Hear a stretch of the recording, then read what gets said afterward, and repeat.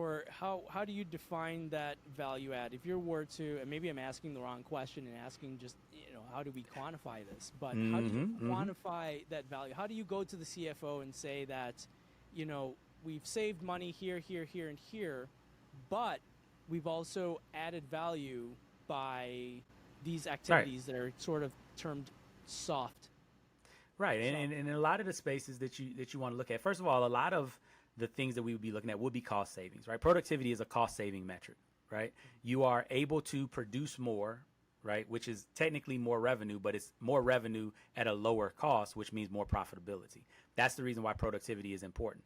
Now, if we increase capacity, if our productivity remains constant, we know that we increase profitability at a constant rate of that which we increase capacity. Right, because our old productivity was here, which made it prohibitive to increase capacity because we weren't getting the marginal utility of that capacity increase. Same thing with soft skills. The whole idea is if I can figure out how to make a team reduce how many communications. For example, I had a client, and this is the R&D research and development team at a major auto parts supplier. They were able to figure out that working remotely and even working in the office at the time for their baseline to get a project out basically took about 5.6 hours a week for their project team working together to do the project work they need to do.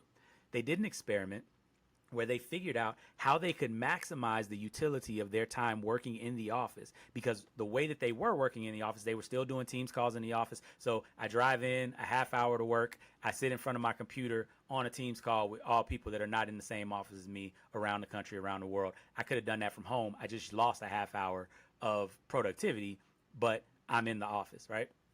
And this is how things were working. They went and surveyed the team. They talked about what would be the best way for them to work together. What are the best working environments? They tried a couple of different things. So they did an experiment. They didn't just do anecdotal, this is what I feel. They actually said, here's what we're going to track. Here's what we're going to look at. They looked at 4 different things. They looked at how many Teams messages they sent. They looked at how many emails they sent. They looked at how much time they had to spend in the office. And then they looked at how many times they had to redo tasks, right? And across an 8-week study of this team of 8, they figured out that doing the work differently, the way that they had decided to do it, reduced the number of emails, reduced the number of Teams messages, reduced the amount of rework, and reduced the time on those projects by 80%. They improved productivity 80% across the board. And that's across all 4 of the different things they tried. The lowest they had was 79%. The highest they had was 86% improvement. When they looked at what that actually saved the company, annualized, that's $443,000 of annualized savings in productivity for a team of 8.